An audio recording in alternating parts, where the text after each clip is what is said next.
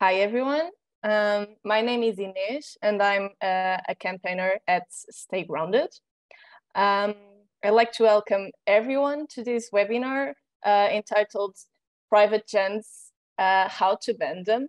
I hope we can get out of this webinar understanding a bit better about the growing movement to ban private jets and how we can also take part in it and get mobilized to ban this most climate-wrecking and unjust form of transport. And I'd first like to just very briefly go through the agenda for our day and present also our guest speakers that we have with us today here. So here we have it. As everyone who's here probably knows, private jets have been like a major target for the climate justice activists in the past few months. And everybody seems to be talking about private jets. It's something that really came about and is being like a huge topic right now. So that's why we're going to start by going through some of the actions that have happened in the past few months. And first, we are going to start with the action that took place last November at Schiphol Airport in Amsterdam that somehow kind of inspired everyone who was already planning actions around private jets or who thought at the moment that it would be a great idea to plan them. And it was a hugely inspirational action taken by Greenpeace Netherlands and Extinction Rebellion Netherlands. And so today we have here with us Martin from Greenpeace Netherlands. I won't say your second name, so just because I thought I think I would say it wrong. And he will present a bit about that. Then we will talk a bit about the actions that are happening under the banner of the Make Them Pay campaign that had major waves of action in November and in last February. We're going to have contributions around this from Karen, who is in XR Extinction Rebellion Ibiza, and Antoine from Scientist Rebellion Sweden, who will talk a bit about the campaign in general, but also guide us a bit about on the actions that they were involved with in their own countries. And then finally, we will talk about the action that happened last week in Geneva.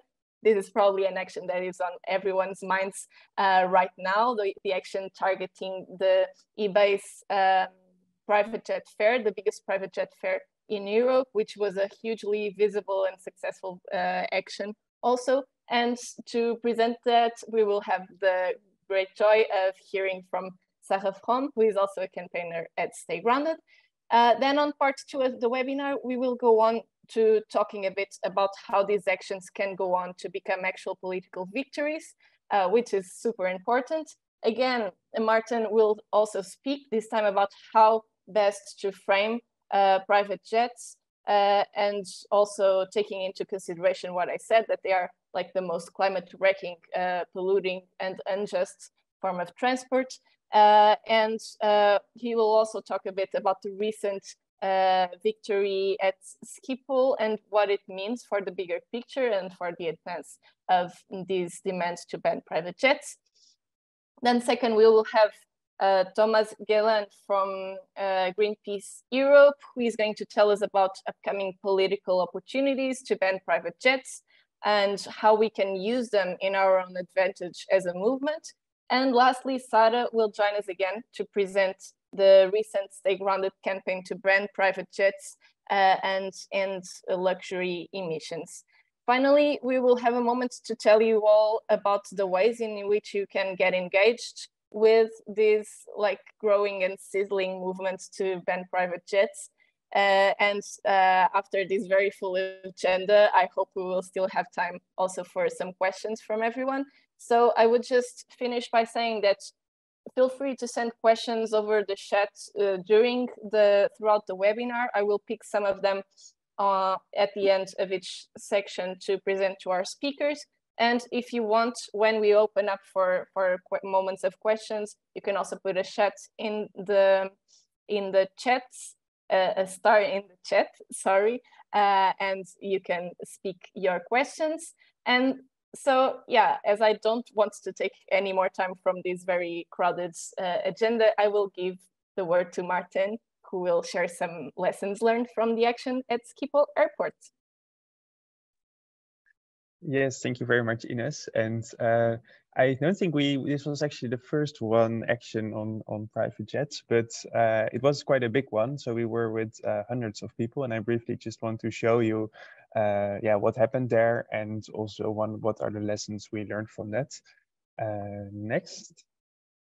Yes, so this was actually also happening, and maybe this didn't get into most of the international media, but at the same time, when hundreds of people walked or cycled onto the tarmac where private jets were parked, there was in basically the entrance of the terminal, there was also a protest, and that was also yeah, really amazing because there were 800 people there. It was largely, yeah, organized by a relatively small group of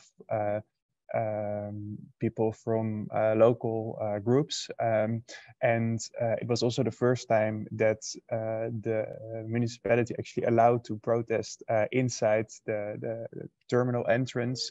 And it really also showed how broad this movement against aviation and yeah, for a smaller airport is in the Netherlands, because this was really, yeah, also parents with kids attending and etc. So this really was also happening at the same time. And if we go to the next slide. This happened shortly after that. We yeah, blocked private jets for 7 hours. This was on the Spanish news. I cannot speak Spanish, but cancelado, I believe, means cancelled. So unfortunately, this flight was cancelled this day. And if you go to the next one. Yeah, so these are some of the numbers. Before the action, we actually had lots of different action trainings where we prepared activists. Over 400 people attended those. So it's actually also really lots of people who were then joining the action for the first time, really doing a non-violent direct action for the first time. So around 700 people joined the action next to the over 800 people who joined this demonstration here. This is another picture of the demonstration, but then outside in front of the terminal entrance. And on the next one. Yes, and then this, yeah, the images traveled all across the world. So here are some headlines. You see the pictures of the activists in front of the private jets. And yeah, maybe it's also nice to say something about that. We really also did this action together with Extinction Rebellion. So it was Greenpeace Netherlands and Extinction Rebellion, and it was really, really, yeah, successful that we joined forces there, not just for the action, but also yeah, the mobilization ahead of the action, organizing the trainings together. So this was, yeah, really a joint effort. And next one. And yeah, maybe you also remember this, but there were bikes cycling around. Then police also got on bikes and they also cycled around, which gave quite hilarious videos, which went really viral. I think this one is over 5 million views and so on. So yeah, that also really helped to spread that message. And if we go further. Yeah, there was also really wide support, so that's also really nice to see. And I think that also ties into some of the conclusions that I will share later, but that there's just really wide support, and everyone also really understands that we don't need private jets, and that it's just ridiculous that such a small, privileged, rich group of people pollutes so much. And yeah, this was also the right time when there were the protests in museums, and yeah, you can think about that what you think, but lots of people then also thought, oh yeah, this is really something that really also stops the pollution, even if it's just for one day. Yeah, so I've put some things on the slides. There's this historian, Dutch actress, and actually this was also nice. There's a public opinion poll in Dutch in the regional newspaper, and the question is, do the climate actions at the airport go too far? And yeah, a fair majority of 72% says disagrees. So that's quite good. And it also got 60,000 votes. And we actually talked to the journalist, and they said, yeah, usually we only a few thousand people vote. So it really also shows how many people were engaged in this. Next. And this, of course, yeah, then there were all these actions happening afterwards, and I hope our action inspired other actions, but at the same time I believe lots of actions were already, of course, being planned. So I think that also really shows that, yeah, there's just this really wide movement of people who are yeah, all across the world taking action against private jets. So it's really nicely how that really came together. Sometimes some things coordinated, some not, but that's actually also really beautiful. Next. Yes, so these are my main takeaways actually also from our action. One is that it really also helped to yeah, give momentum to the broader climate movements. There were so many people taking action also for the first time. And what I think we have seen in the Netherlands is that after the pandemic, there was just relatively little sort of, yeah, momentum in the climate movement. And then last fall, there were yeah, it was growing again, and this action and this collaboration with between Extinction Rebellion and Greenpeace also then came at this time, which also gave people way to take action and to join something. And actually, well, for instance, in the Netherlands, we've seen that after this, Extinction Rebellion organized a very similar action at Eindhoven Airport, which was also a huge success. And as Greenpeace, we were not even part of that. And apparently that was also not needed because it was also really big there. So I think that also just really showed that this really helped to build this movement. Also, all the coverage really showed that it's a very hot topic, and that there's just, yeah, lots of support for these actions, as I already mentioned, but also that it is a really good way also to tell the broader story of yeah, climate justice or injustice, how you want to phrase it, because yeah, we in this way we can also really show that it is really about the injustice that a small group of people is responsible for the largest part of the pollution, and especially in aviation, that's very visible.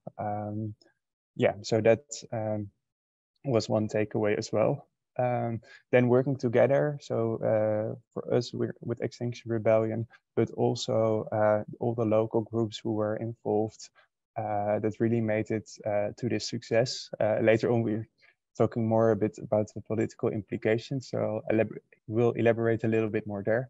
And yeah, lastly, the bikes were, I think, contributing to the success. Maybe it's also sort of the Dutch culture, bike culture, but it's also, of course, also a symbol of well, how a different type of mobility can be possible. Also, it was just the video footage was just quite funny because, of course, it was quite a bold action, really blocking something and then cycling around gave a sort of wink to the viewer, so to say.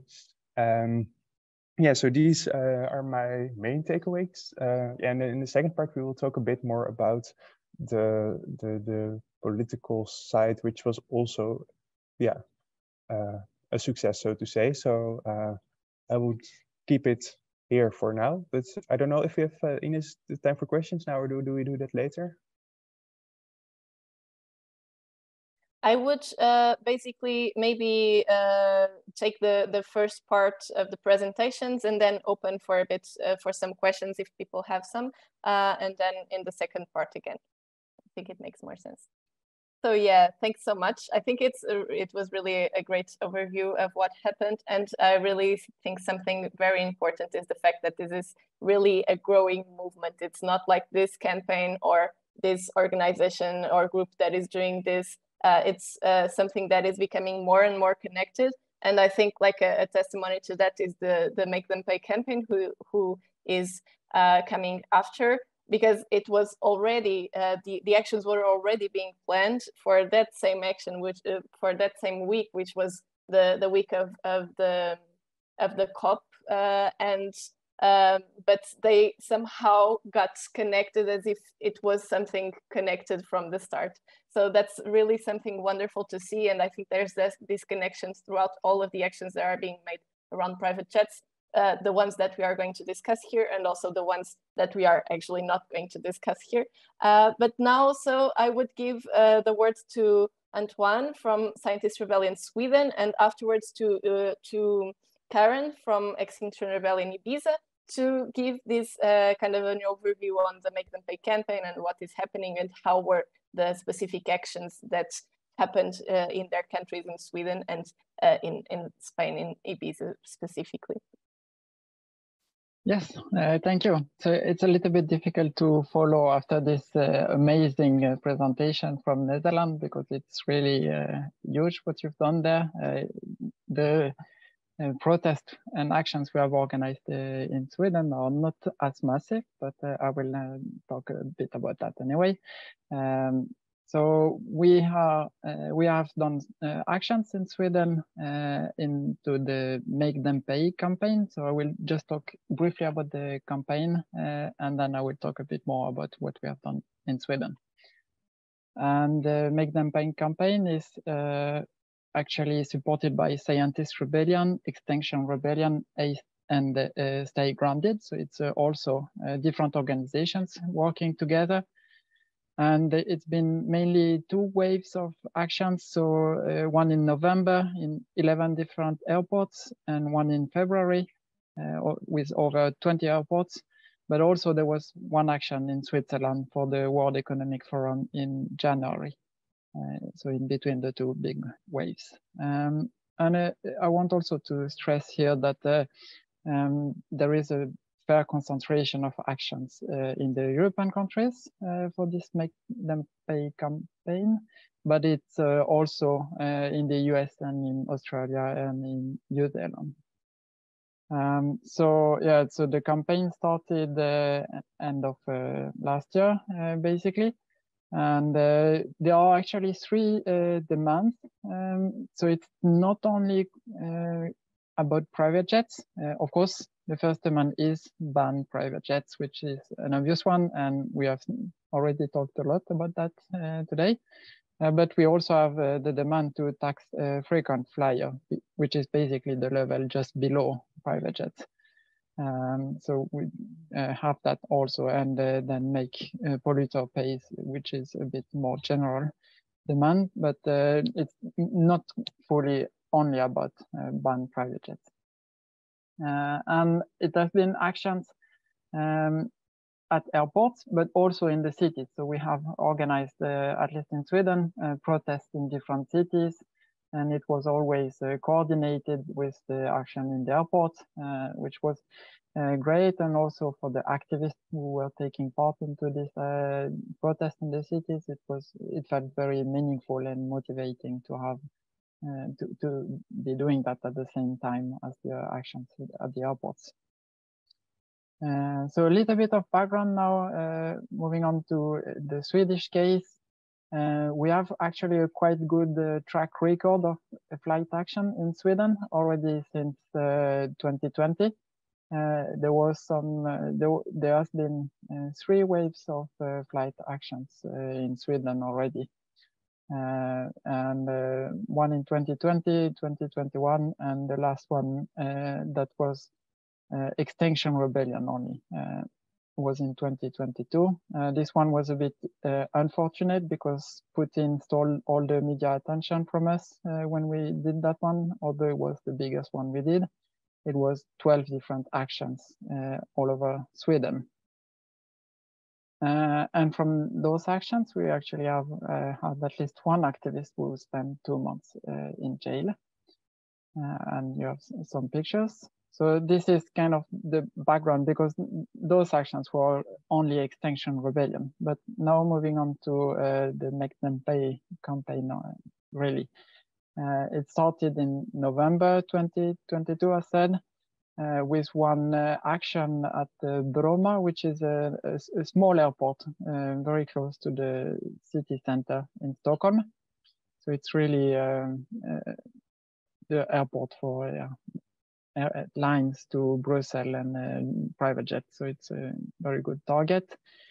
And it got quite good media attention. You can see some articles.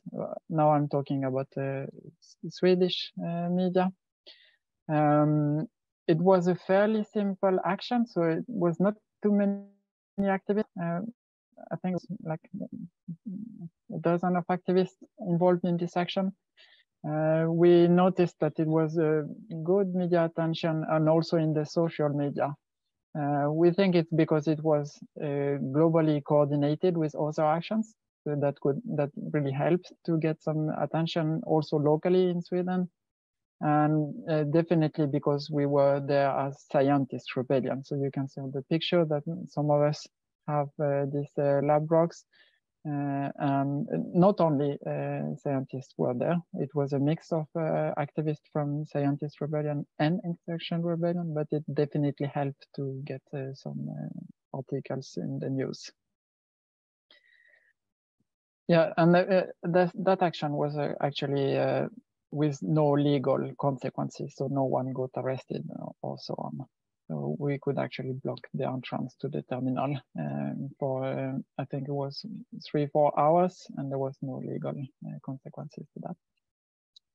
And after there was one action in February, and it was actually on Valentine's Day, which is very good to mention because it's actually one of the days in the year when the traffic for private jet is the highest. I think it's the most traffic during that day. And that really shows how private jets are not used for medical purposes or something like you usually hear from opponents to our campaign, but it's mostly for pleasure. And so there was one action at Bromma, again, a bit similar to the one we did in November.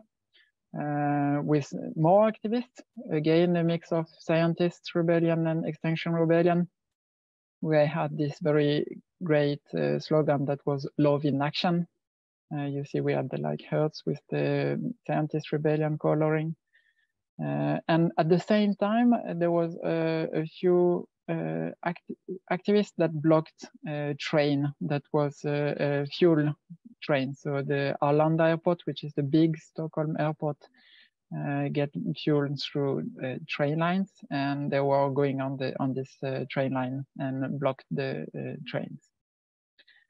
Yeah, I think it was, I think here it's written 16, but I think it was over 20 different actions during that day. Next slide. Yeah. So that's all for me on the Swedish case. So yeah. Over to Spain.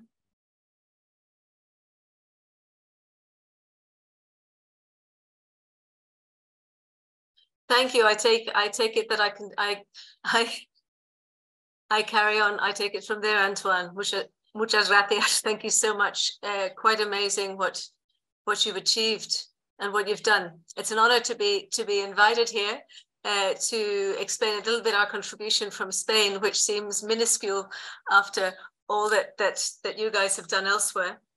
However, yeah, I'm Karen from Extinction Rebellion Ibiza, Balearic Islands, and I think there are other people on the chat from there as well, which is great.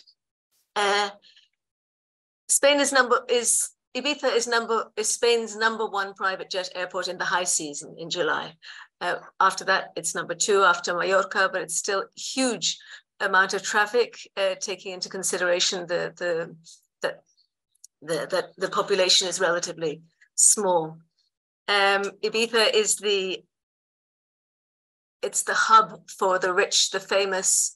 It's the playground of the famous in their mega yachts and their private jets. And this is why last year we decided to try to raise awareness. This is why you see us see the posters going up, Stop Jets. This wasn't part of any other campaign. It was just something that XR Ibiza tried to raise awareness locally on something that local people would understand, the injustice of it all. So we were targeting jets and yachts and the mega-rich and luxury emissions. Next slide. Yeah, so we did various small protests, and this was our very first block. The wearing of the dressing as clowns was because one of the local politicians and one of our local oligarchs, you say, had referred to Extinction Rebellion as clowns. So we thought we'd do that in honor of him. And you know, these small protests get massive media coverage locally because it's never happened before. And there was we blocked a road. You can't see the cars there, but we blocked for about half an hour. The police came, but no repercussions. And that was the end of, that was in October. We were already hearing about Make Them Pay. Amazing to have something globally, to have the resources, to have the help, to have this communication that we could then join up with Scientist Rebellion and Extinction Rebellion, and we joined in. Next slide, maybe. We joined in the action in November, and we actually went into the restricted area of the private jet airport. It was November, so there were no jets, but we blocked it. We did a performance because that's kind of our style, with local syrup, carob syrup, being poured over the local people. That was the representing the mega rich's disregard for others, basically. And you can see the police in the background. We were told that we'd stopped aviation traffic, seeing that there was no planes. And we were in a car park. It was unlikely, but we were all identified. But again, no repercussions. We got massive press coverage. I'm sorry, I had no time to put a better presentation together, but following this, whether it was directly related or not, but probably, a few days later, a Spanish politician presented in the European Parliament questions about private jets in the Balearics. So the coverage for a small action was quite really encouraging. Next slide. Yeah, and following that action, then we united with other groups on the island. Before, there hadn't been that connection. So by the time February came along, we had now created a platform. So here there are people from other associations here. We called it Ibiza es Rebella. So that's part of our Love in Action, which Antoine has already explained. And next slide, Ibiza es Rebella. So Ibiza rebels. We took part in Carnival. And here, Mallorca also joined in. So Greenpeace was in Mallorca, and in Ibiza, we were Friends of the Earth, Gen Gob, and a few local associations got together and did this massive carnival floats in 2 Ibiza towns, and raised awareness, got loads of press coverage, and won prizes, which always helps. So got some money, which paid for all the material we'd used. So the idea has been basically to raise awareness so that people will join in. It would be wonderful if we could get the response that you got in Holland, but that is where we're aiming. Next slide. Yeah, this is also Carnival, so we can carry on. Next slide, Carnival. Yeah, and after Carnival, once we had we'd raised this awareness, then we could do our campaign of talks. And next slide. And the local politicians got on board. This is a political debate, so that we've just had elections in local elections. But when I say local politicians came on board, the politicians, local politicians, sadly not all the parties, came to our talk, and following that, the then, well, still Vice President of the Balearics made a motion to the Balearic government for taxes on jets and reduction. So it's not where we want to be, but it's a move. And here we invited all the politicians to a debate that was last week, and quite a few came. So none, but sadly, in the elections last Sunday, none of them were voted in. The far right has just, the right wing and far right have just more or less swept the board in Spain. Next slide. Yeah, that was part of the, that was a lunch put on by the right-wing political party that I just interrupted, which is not an airport, but it was just a target. Next slide, it got media coverage. Everything gets media coverage here. And that was last week. You can see Ibiza luxury contamination. That was in solidarity with the Geneva action. And because there were elections going on here, this was actually our plan B, which we had planned to do something a little bit bigger. Because of the elections, it got zero coverage, which is interesting. You've got to pick your timing well. And I think that's the end of the presentation. So to conclude, Ibiza, yes, we're targeting the jets, but it's very hard to get the local population on board if you want to talk about airlines at all or aviation, because an island and people don't want to think about having to reduce flying. It's also hard when on an island that depends on tourism, or people think that that's all they can depend on, they're also reticent to give up the source of their income, which is the rich tourists and so forth. So it is an uphill battle. There is lots of outreach or lots of work to be done to inform people. I think that has to be done by some more actions and then getting more media coverage and really preparing the narrative well. And I'm happy to answer questions later. And thank you for the time. And I'll pass on to the next speaker. Thank you so much, Antoine and Karen. Yeah, I think it gives a good overview of how like this global and international scale kind of interacts and strengthens also like the local movements and how they can grow and how they can use this hook also of private jets to potentially move a bit further in terms of the struggle to reduce aviation in general. And yeah, I would now hand over to Sarah. Let me just, I think you can take over, but I will just switch like the slides because yeah, I will stop sharing and then go back to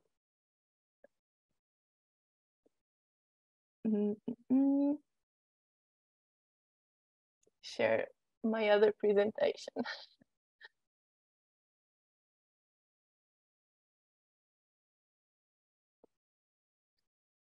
Okay. Thank you so much, Ines. And yes, sorry for the very last minute presentation. I'm glad it's you now. And I'm very excited to be speaking after also you, Karen, and seeing that there was actually a solidarity action in Ibiza happening. I didn't even know of that. I guess I was a bit busy with other things.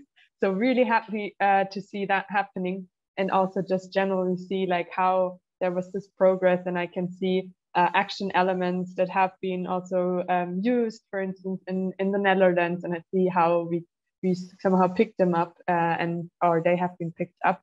So I'm really happy now to just quickly share with you on the action in Geneva that has been happening just last week, as Ines mentioned. And if you could go to the next slide. Our target was basically EBACE, the disruption of EBACE, which is Europe's biggest sales event for private jets. And it has been going on for 20 years without anyone noticing, or at least not the climate movement noticing, as far as I know. And so this year was the 21st time.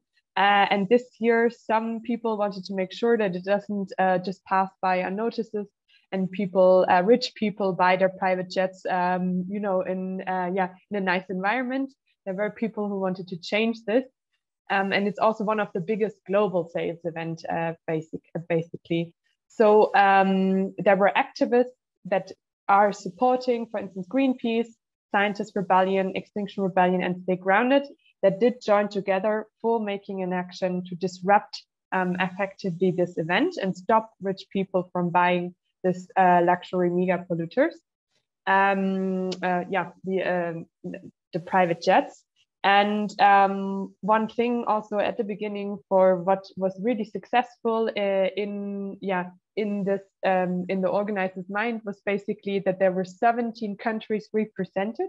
So 17 people from 17 different European countries did join into this action and went into action. There were people traveling from Finland, Norway, Portugal, Hungary, joining into this action. So it was a great success when talking about how we can collaborate across borders and be a stronger movement.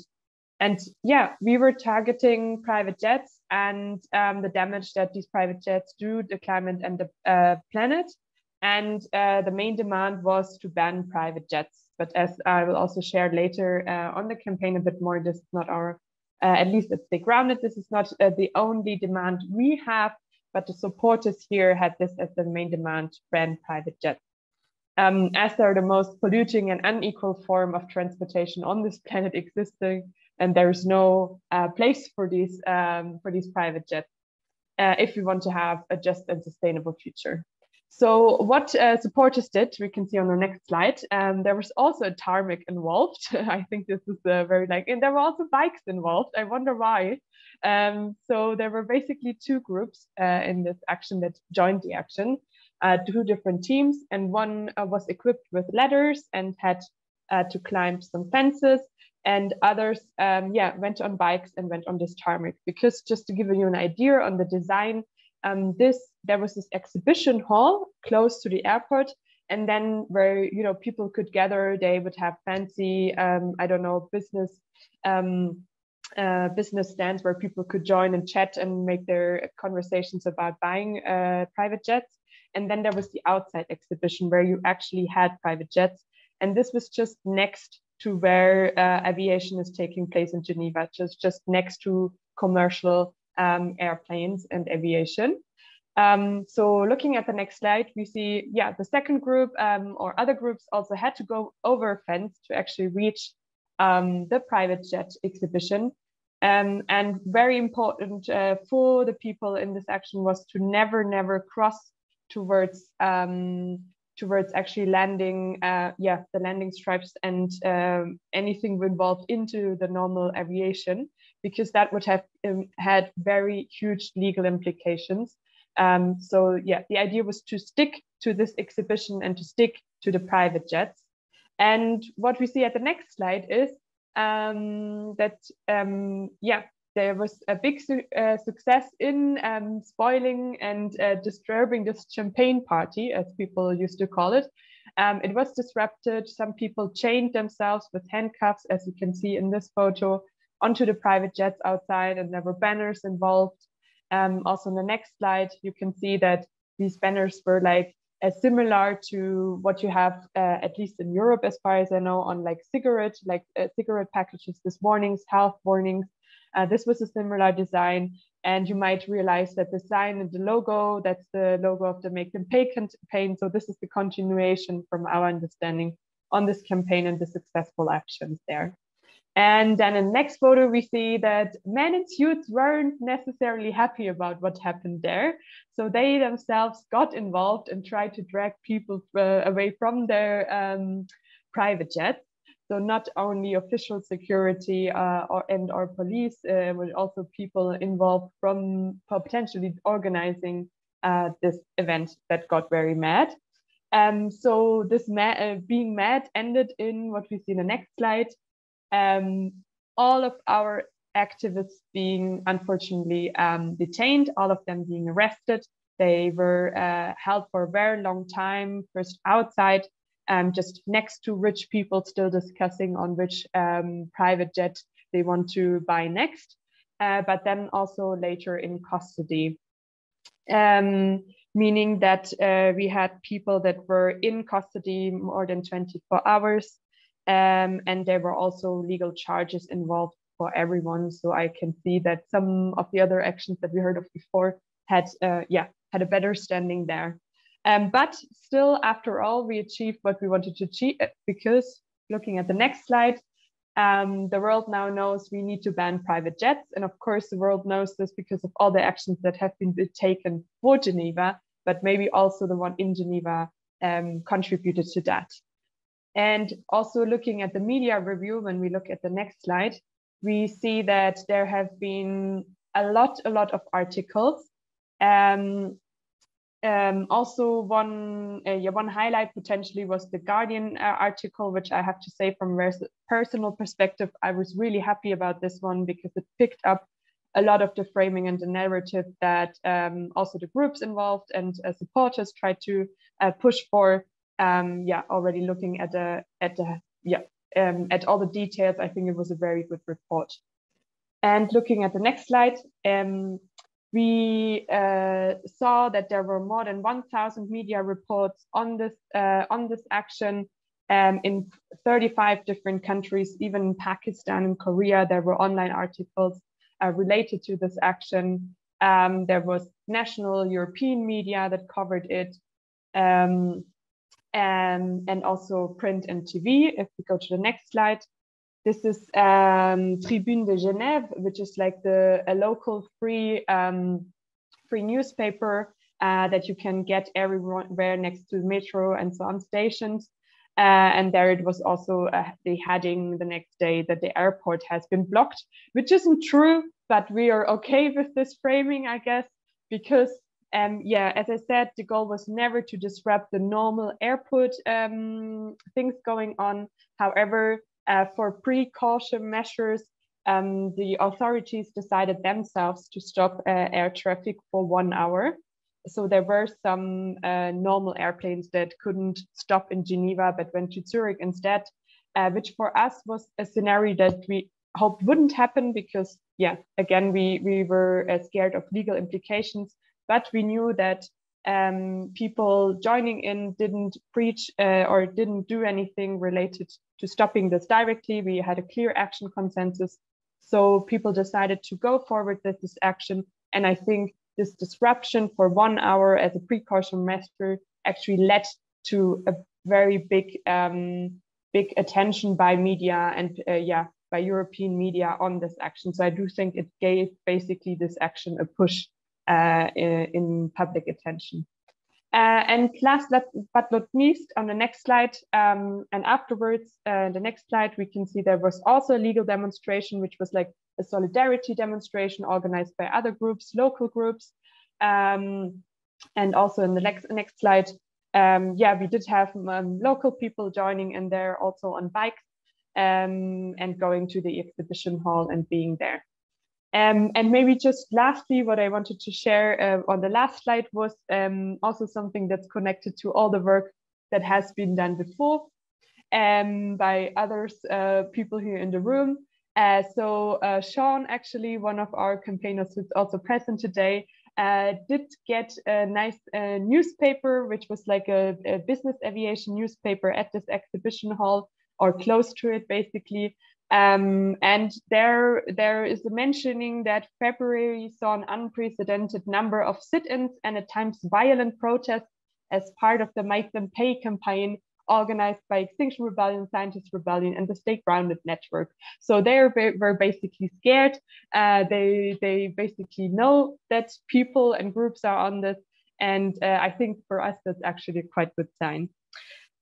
So just very briefly for us, when it comes to learning, we just had some debrief today. So I think we're still trying to evaluate what we're getting out of this.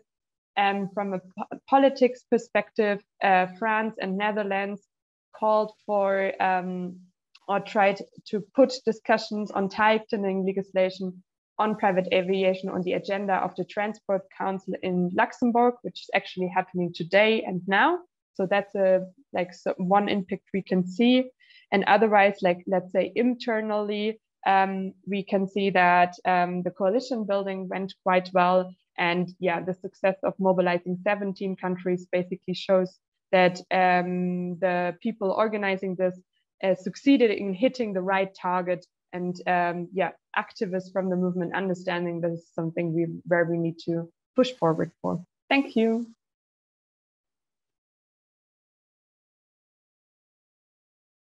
Thank you so much, Sarah.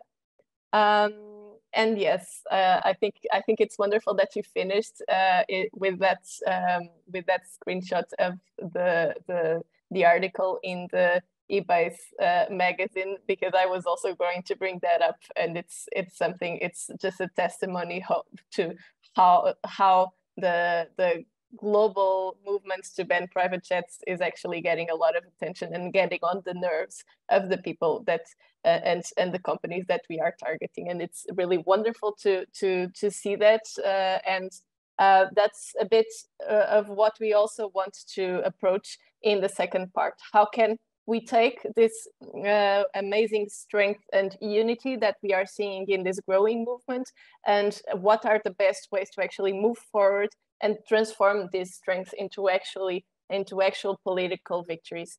And so I was just checking if there are any questions.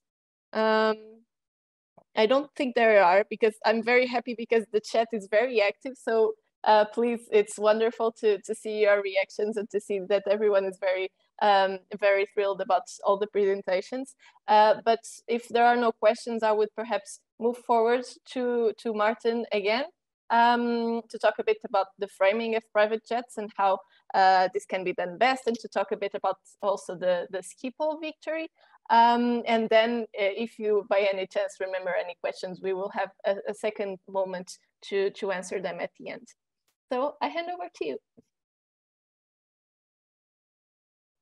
Yes, thank you. And I'm sure you're all quite convinced already of the problem of private jets. So, but I think it's good to indeed say a few things about indeed the framing around it, and that we can really also frame this as a symbol of injustice around climate.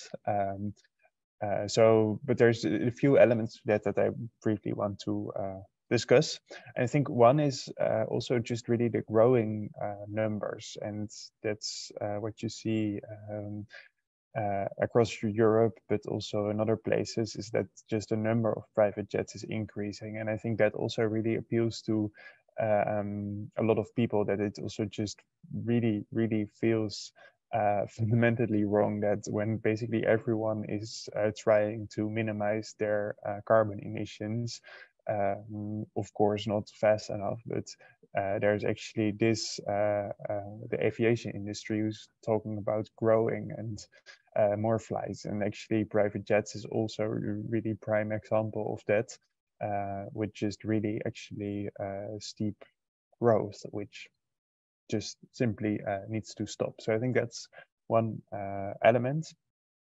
Another one is that private jets are really just the most polluting form of transport, and there's different numbers depending on the distance, depending on the type of jet, etc., etc. Some say 5 to 8 times a normal commercial flight. Some numbers say 10 times, but it is just simply a lot higher emissions per passenger, and that also really simply makes it the most polluting form of transport. And then one other, but that also relates, of course, to the injustice, and that in the climate crisis, it is, of course, a small group of people who is really responsible for the majority of the CO2 emissions, and also all the damage to the climate that we unfortunately see every day in the news now. So private jets are just really an example of that injustice. And if you also then look at aviation specifically, for instance, in the Netherlands, there's 40% of the Dutch population never takes a flight. where there is a really small percentage of people who actually takes the largest number of flights, which also causes the most pollution. Around the world, that 1% of the flights cause, or 1% of the people who fly are responsible for 50% of the pollution, the CO2 from aviation. And yeah, what I sometimes say is that the private jets are the sort of tip of the iceberg of that whole injustice, and of course the most unequal form of transport. And then next to that, it's not just also unjust, but it's also really unnecessary, because there are there's basically no need to take a private jet. It also basically just sometimes we frame them as ego trips, because there's no other reason than taking private jets than doing it for your own ego, basically. And at the same time, we also see, if you look at the numbers, Greenpeace also published a report recently, which looked at private jet flights within Europe, and then you see that a really, really large part, for the Netherlands, it's 40% of the flights is like within 500 kilometers, so that's really short, and there's just simply very good alternatives like trains to replace those flights with. So it's also unnecessary. So I think these are just a few of the elements we can use to frame them and really also show the injustice, and also show the excesses, and show that yeah, maybe one more thing is, of course, what has been in the news, also all the really ultra short flights by very famous people. So that's also something we can use to really show that there's something terribly wrong in the system, that apparently flights of less than 50 kilometers take place. Then I move on more toward that we're back to Schiphol again, because we do have some victories there, and I think that's also nice to see how we can translate it to other places. What happened last year in June is that the Dutch minister made the decision, or announced that he will make plans to reduce the number of flights at Schiphol by 12%. And that decision came after basically years of public pressure. And it was really, I think, also the joint effort of people, local residents, taking action about the noise legally, but also by just complaining and making their voice heard. That was one big part.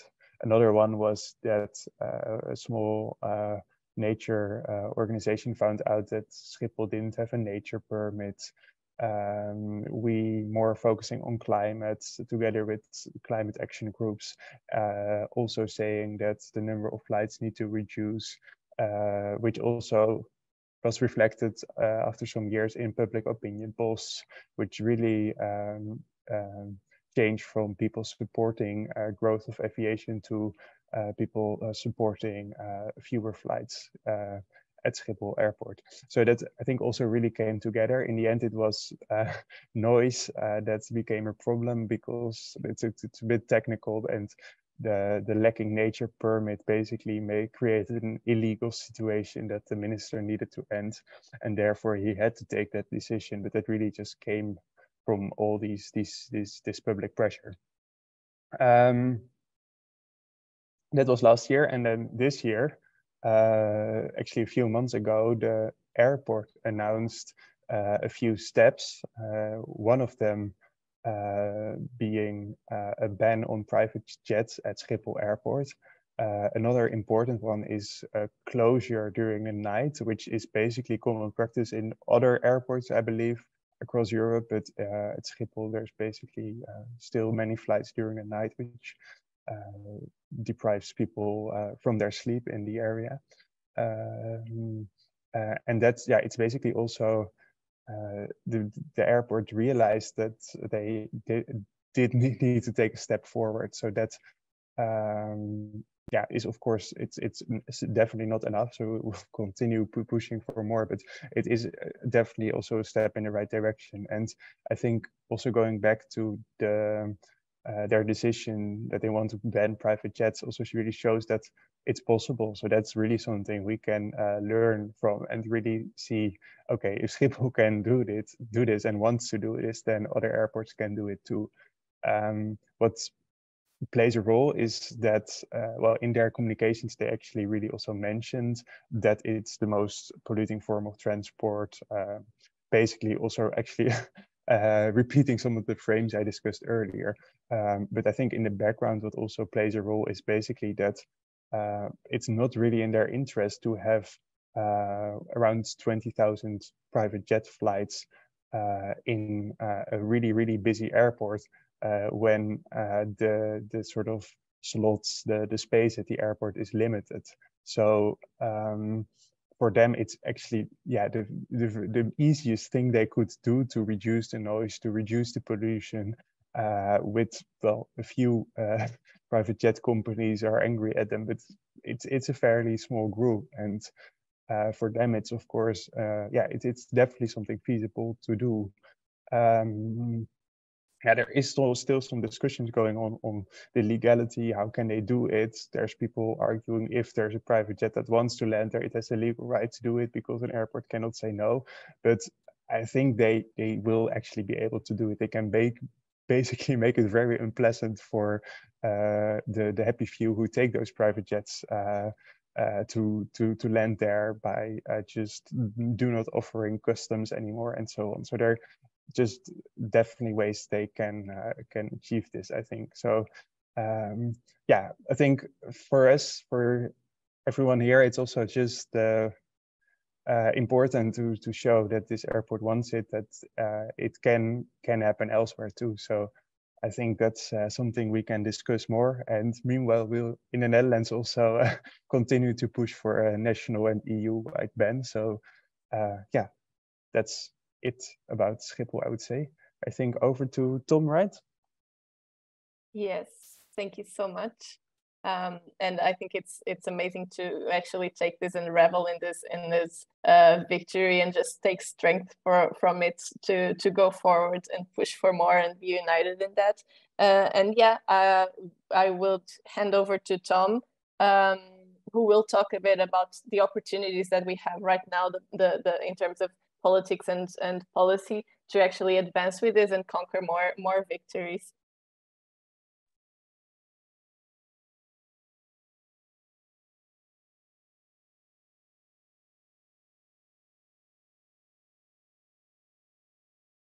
Is it better now? Yes. Yeah. Fine. Yeah, okay. So in terms of opportunities, I think maybe in terms of where the debate, what the debate looks like politically speaking, at the EU level, and then, you know, in the member states, the debate is definitely not around, you know, a ban in governments. There's no member state government currently pushing the idea of a ban. They tend to call for some kind of regulation, usually either increased taxation or even, you know, kerosene taxation for private jets at least, or, you know, other forms of taxation, or some other politicians or even NGOs, Transport and Environment, for example, push the idea of 100% sustainable, so-called sustainable aviation fuel mandates for private jets. So, you know, the way we have an internal combustion engine phase out for cars from 2035, they're suggesting this idea of a similar mandate, similar push for private jets. I don't think I need you to convince you that this isn't a good idea, but that's more the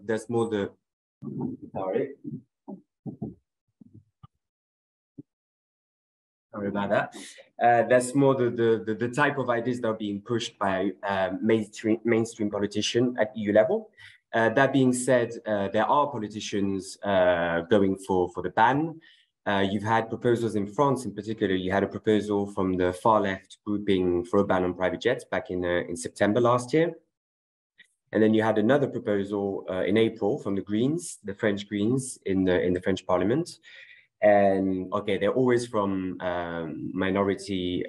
political minorities, so they have no chance of being adopted, but they have the merits to sort of give us something really concrete to work with. Especially the Green proposal from April was really good in that sense, because you had an idea of what the concrete features of a ban could be, you know, including exemptions. There would be sort of exemption for public duties related flights and actual health emergency, which in any event, I think represents something like 1% of private aviation. So it's good in that sense. It's also good because you see what they use as a legal basis, because legally speaking, it's not that straightforward at all. Because you know, when you're looking at private jets, you're looking at different types of models. You have, I think, about 60% of private jet flights which are operated by sort of leasing company. They lease the private jets, and these could be regulated through the air services regulation. So the same piece of legislation that was used by the French government to ban short-haul flights, but that would still leave you with you know, a good 30 to 40% of flights not covered by that, because they're actual private jets belonging to someone, or you know, they don't fall in within the scope of that piece of legislation. So there's not like a single easy button you can press to ban private jets across Europe. So it's really good to have these various initiatives. Now, in terms of opportunities, so far it's really just been a media thing. It started really like gaining a lot of traction at the end of the summer last year. You had some announcements from the French government that it was discussed very indirectly in previous meetings at EU level. So it was really, really something, and it still is really, technically speaking, mainly a media-driven issue. There's no ongoing legislative process at EU level. And even, you know, at national level, as I mentioned before, they haven't gone further than a proposal being presented by the opposition and then just ignored by the ruling parties. But that being said, obviously the buzz in the media has an effect, and that's why. So today you had a transport council, so that the Council of EU Transport Ministers all gathering to discuss all kinds of files. And the topic was added there. It was added there by the Austrian, French, Irish, and Dutch governments. And they had a discussion, which I think really is, I haven't gone through the agendas of every transport council that ever happened, but I'm pretty sure it's the first time ever the topic was on the agenda.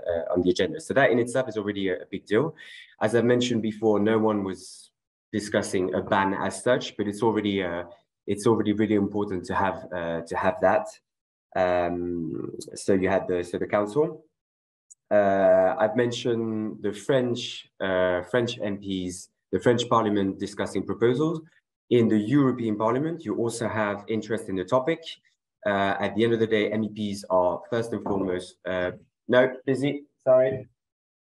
Yeah, I'm in the call. Okay. No one came in for the last hour and a half, and I start speaking, and someone. What was I saying? So yeah, MEPs are first and foremost politicians. So you know, they like the attention. They see that the media works really well. The topic works really well with the media. Gets you know, and social media, people are interested in it, so they like expressing themselves on the topic. So that's definitely a good entry point. At the end of the day, without getting into how the EU works, proposals, you know, hard legislative proposals come from the Commission and the Council rather than the European Parliament. But it's still a really good place to pressure. And for example, Karima Delli, who's the chair of the Transport Committee in the European Parliament, and she's a Green, she's expressed herself already for, you know, expressed support for a ban on private jets. So there's definitely support there, and something to, you know, to use. It's definitely worth for you looking up MEPs that you may have access to, you know, look at what they say. you obviously have much higher chances of success with green or far left MEPs, but it's still worth checking, whatever the politics of your MEP, or as long as they're not, far right. And then finally, in terms of, where there's opportunities to relay the message and have concrete outcomes, there is, technically speaking, an ongoing process with relevance to private jets. I mentioned the air services regulation. That's the piece of legislation on which the French government relied for a ban on short-haul flights. And as I said, this is something which could be used for a ban on at least some of the private jets, or at least the bulk of private jet flights in Europe. And we've been expecting for a very long time now a proposal to revise this piece of legislation. So that could be an opportunity to really have a concrete legislative debate around a private jet ban. That being said, unfortunately, one stakeholder that we know is not interested whatsoever in anything looking like a ban or even anything looking like a restriction on aviation is the European Commission. The DG Move, its Transport Director General, is very clearly, aviation enthusiast. They don't want to hear of anything looking like a restriction. So they certainly would not push anything, looking like a ban or making a ban easier. So that's sort of the problem we have. The one institution who could come up with a proposal would never come up with a proposal we like. So that's where I have to manage your expectations. And then perhaps one point as well. So of course, it's really important to have this EU level, that would be the ideal outcome. But at the same time, it's definitely worth, applying pressure at the national and even the local level. So at the national level, because it's a bit easy for those, I'm not gonna I was really happy to see Austria, France, Belgium and Ireland, no, not Belgium, sorry, Ireland and the Netherlands bring the topic, but it could also be a way for them to wash their hands off it, say it needs to be done at EU level. If it doesn't happen at EU level, we don't do anything. So this is still really worth, pressuring your governments to not wait for something to happen at EU level and lead by example. And locally speaking as well, it's not enough alone, because Schiphol is an amazing example. But obviously, if it just means another airport in the Netherlands gets those private jets, it's not really, it's not really enough. So it's super important to have these, but as a way to lead, for example, it's certainly not one alone doesn't work. So I think it's really important to work on all three levels, EU, national, local. Because one without the other two levels doesn't really work. And the EU level, as I've explained from the dynamics of the politics and the institutions, it's very complicated. And every story like Schiphol helps the debate. It helps it keep in the news, and it helps make it look realistic. If an airport as big as Schiphol does it, then surely we're not completely crazy to go for a ban on private jets in Europe. And then finally, on the debate, how the debate is going. So whenever with the Greenpeace mobility campaign, whenever we engage on the topic, we discuss the topic. There's huge engagement on social media and traditional media. I think we've mentioned that earlier in the call. The topic, everyone loves it. So it's an amazing entry point, an amazing, in terms of critical way to discuss, on one hand, luxury emissions, climate justice, on the other, reduction in aviation. And that in itself is big, because at EU level, reduction in air traffic it's a topic very difficult to get going. So that's, in that sense, it's amazing to have that. And then even in the Transport Council discussions today, so I said there was no ban, like a lot of the stuff doesn't really, align with what we push. It was still really encouraging to see you had the French Minister for Transport and the Belgian Minister for Transport, who clearly emphasized the equity, social climate justice angle. And that in itself, I think, is already like a big step forward, because it is one of the main reasons we work on this. So, to finish on a more encouraging note, the message, if you have okay, the Belgian minister is a Green minister, but the French one is from the ruling party, from Macron's party. So if you have someone like that who is beginning to relay the message, to mainstream that message that private jets are not, are not okay, are morally wrong, because, when contrasted with the efforts we ask of people on climate, if you see that happening in as high level an institution as the council from a centrist politician, I think it means really there's something happening, and that's happened over a very short space of time. So yeah, I think there's a lot of really encouraging signs. But as long as we don't have a concrete, process, at least at EU level, really we need to keep building the pressure. Otherwise, the topic is just it could really just go away. And right now, there's nothing concrete in terms of ban. Sorry, I hope I wasn't talking too fast or. No, it was great, and thank you so much. I think it's great to also look at this side of policy and how the several levels have to interact amongst each other.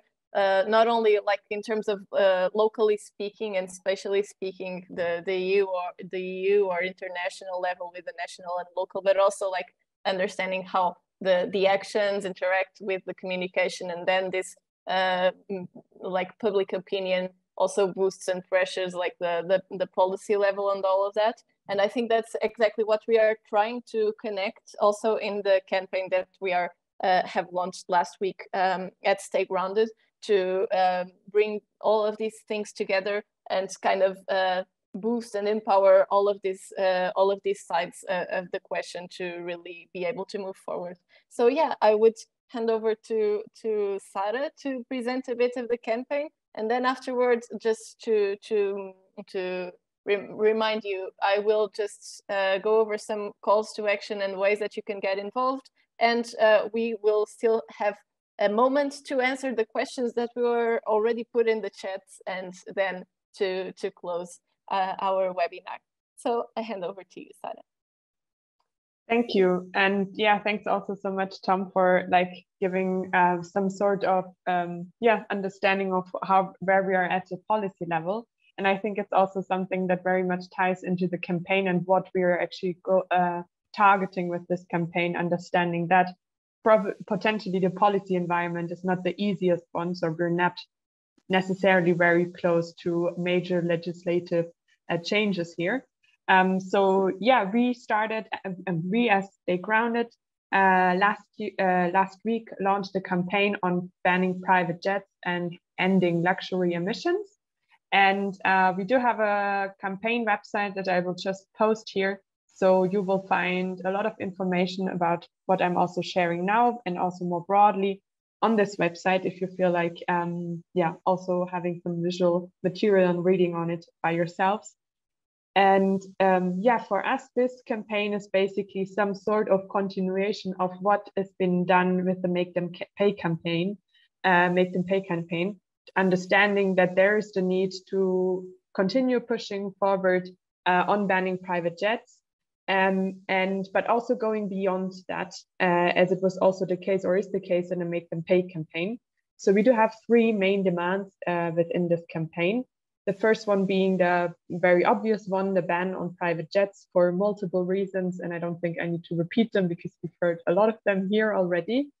We do have a second demand stating that we want a ban on air miles. So this frequent flyer programs, because these are programs that incentivize people and reward luxury emissions. So people taking this kind of bullshit flights.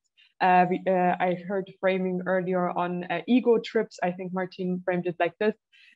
We use some luxury emissions and bullshit flights, same understanding, like completely unnecessary flights, which are fueling, and these frequent flyer programs, by how they're designed, they're fueling the aviation's devastating growth, basically, because they incentivize people to take even more flights, additional luxury flights that could easily be also shifted, avoided, etc.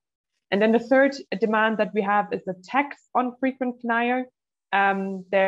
A so-called frequent flyer levy that could make each flight taken more progressively more expensive.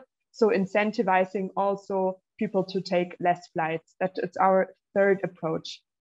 And the basic understanding behind all of this is that we want to achieve a paradigm shift. We want to achieve awareness rising, because as Tom just said, the political landscape is a bit hard.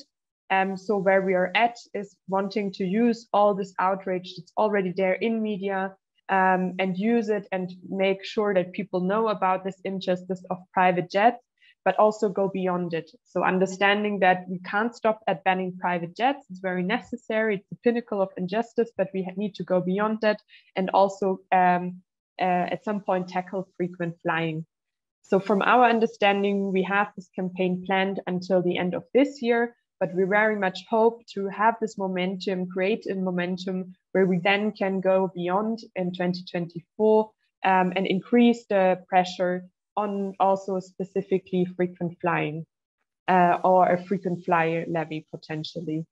And when I speak about us and we, I mean stay grounded as the initiating network with all our member organizations that are in there and that are part of this in different ways. We also collaborate with other partners, and we're very happy and open for other organizations joining, because as I said, we understand this as a work to try to connect struggles, try to connect and amplify work that groups are already doing on the ground as grassroots groups, but also maybe more institutionalized NGOs, as we also have some represented here. And yeah, we have been, for instance, collaborating already with Remove, with Possible, which is a big NGO in the UK. We already have Scientist Rebellion Germany on board, Ecologistas en Acción in Spain, and others. So we try to be very open about collaborating and seeing on who has expertise and skills on what level, and how can we bring these expertise and skills together and experiences to make this fight more successful. And one partner that I already mentioned was Remove. With them, we collaborated on a petition that was also launched last week during or basically around the action in Geneva. I'm sure maybe Ines, you can just post a link here in the chat, and you will probably also share it later in the calls to action. So we did launch this petition, which basically is a very easy way for people to show that they are in favor of banning private jets and the other demands that I just mentioned. So getting people engaged here. And then, of course, we cannot stop there. So we have a lot of other campaign elements in that we want to set up and use in the next months to push for banning private jets. And just to mention a few, we are currently preparing an open letter, so a more extensive letter than the petition is, and try to get as many organizations on board signing this and also stating, them being in favor and supporting the ban of private jets and beyond. We want to support other groups taking direct actions. We already know of some groups thinking about this or more concretely planning this. So we want to make sure that we provide skills and skill shares and other infrastructure and resources to amplify them, of course, also with communication work. Generally about communication, we want to put our resources that we have, being lucky with having some resources on producing fact sheets, videos, and infographics that we're very happy to share with anyone who could think that's useful for their work, and also happy to collaborate if you want to be part of this and shaping these materials as well. And then we want to also work on education. So things similar to today, we want to have more webinars, try to get these skill shares running and learn from each other's experience and just really connect and take these opportunities and not work isolatedly. We'll also have a press training in 2 weeks. I'm sure Ines, you'll share that later too. So things like this. Besides, maybe lastly, I can share, we will also do more outreach. So we will try to work on getting influencer statements. So people that are active in social media saying like, we don't use private jets. We think private jets use bullshit, unnecessary, it fuels injustice. and so on. So there are lots of elements that we're planning, and as I said, very open to you approaching us and saying, hey, we work on private jets as well, and we would like to, you know, use and make use of these networks that you're creating, and these trying to coordinate a bit what's happening around this issue. And just maybe lastly on what we're looking at from a framing perspective. So what we are trying to do is making sure that these frames as bullshit flights, as luxury emissions are picked up also, and people understand their connection and their meaning around what using private jet actually means on a justice perspective and also on a climate perspective. And just maybe one quick recommendation, we do have a guide that's called Common Destination Reframing Aviation that we published, I think, last year. It's more broadly on aviation, but it includes a lot of the framing ideas that we developed, and we invite you very much also to look at this guide. Maybe it could also just quickly be shared, or I actually have the link here. So if you're interested and you're working on it and you wonder a bit about framing, or you need any help there, then maybe you can use this guide. You can also even ask us for a comms training.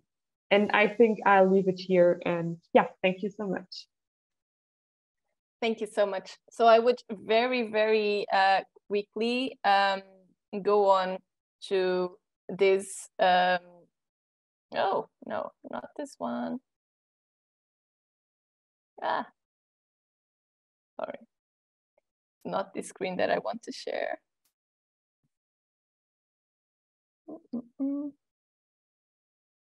Okay, not this either. Oh yes, oh sorry, I was just frying my brain. It was the right screen actually.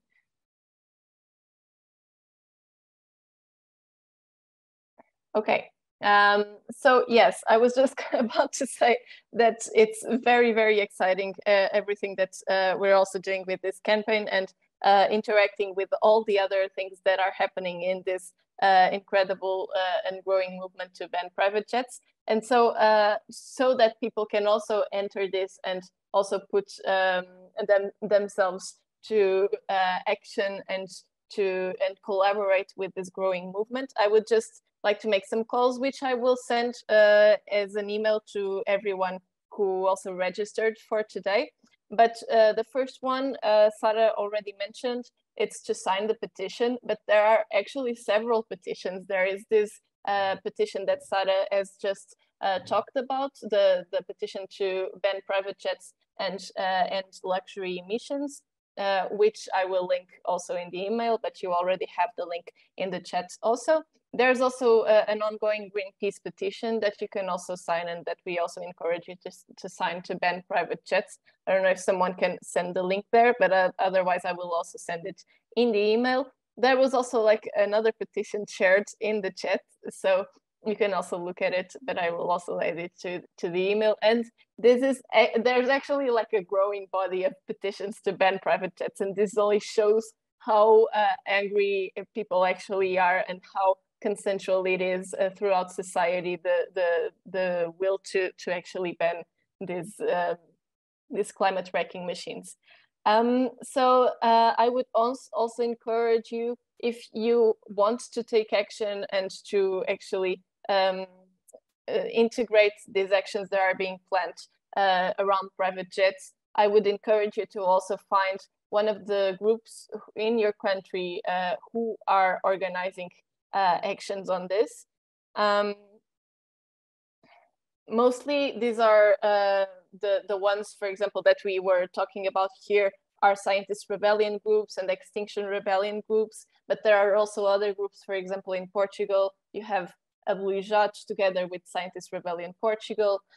In Germany and in Italy, you have the Last Generation groups who have also been targeting private jets, have already done actions around private jets. And then, for example, in France, you had NV COP21, who did an action in Cannes, also very like 2 weeks ago or something. So there are a lot of different groups who are doing this, and I would encourage you to also join them.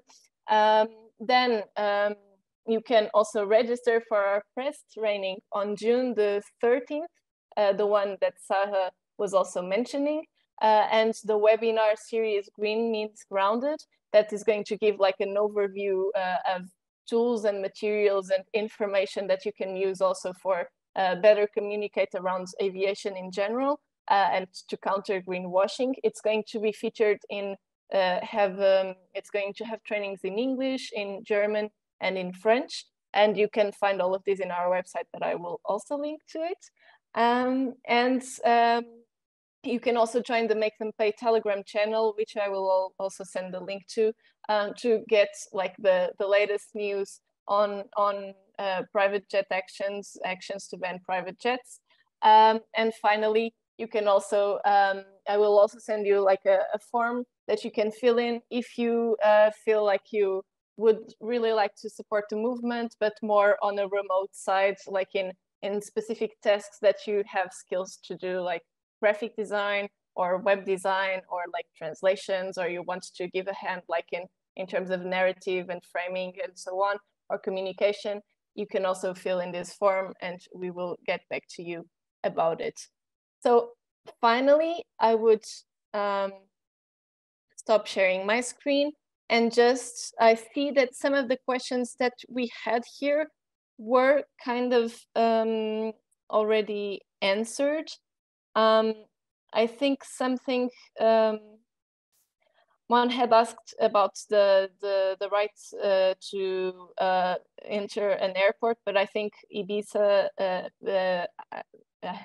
sorry, I think Karen already answered her, and I think you could also be in connection about this, if possible, to better to switch like tools and ideas on how to better organize these actions in Spain concretely.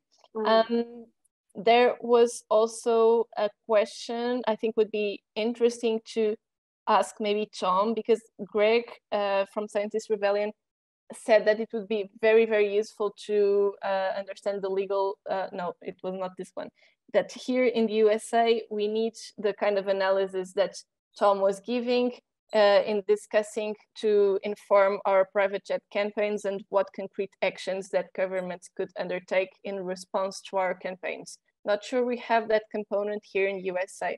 I would ask if you know, Tom, of some organization or group who would be doing this kind of work that of going through what is being done on like federal level or national level in the US, because it would also be interesting. But if you don't, it's also like a connection that can be made, I guess. Yeah, I would get back to you because I know we have been in touch with the Greenpeace US around this work. So I could indeed, I wasn't myself, it was Clara, who's the campaign lead on mobility. She was in touch with them, I remember.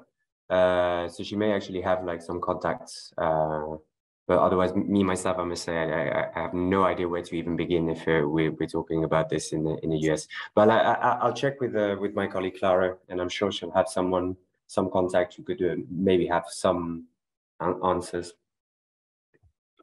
That's really great, and I like to think that this webinars also serve this purpose of putting people in contact. You have already here like Greg's email and Signal number, so if you can reach out to him, that would be amazing. Yeah, and I think something that is nice to, I don't think that we will have like a very good answer for this, but Greg had also asked, said that it would be very useful to fully understand the legal risks in the USA for occupying different zones of airports, because people there are, including himself, are quite concerned about the degree of legal risk and exactly where the lines are. And I think somehow this is also like one part of the work that we at Stay Grounded want to be able to somehow provide, like this kind of tools and the overview on what consequences could be, what are like forms of safely taking action and going forward. So I don't think probably we will have like an answer for that, but I think it's something that we can be onto that to try to understand more information around that, for sure.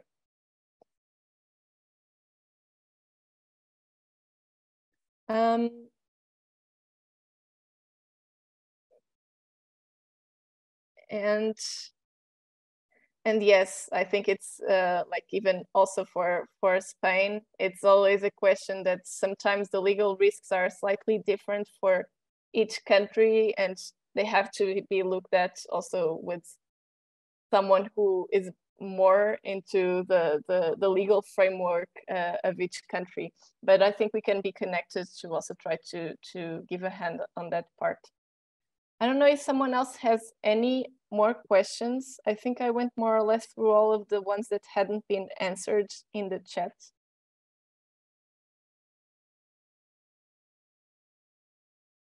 So yeah, I don't think so. I think all of the presentations were also very clear, so it's normal that no one has that many questions.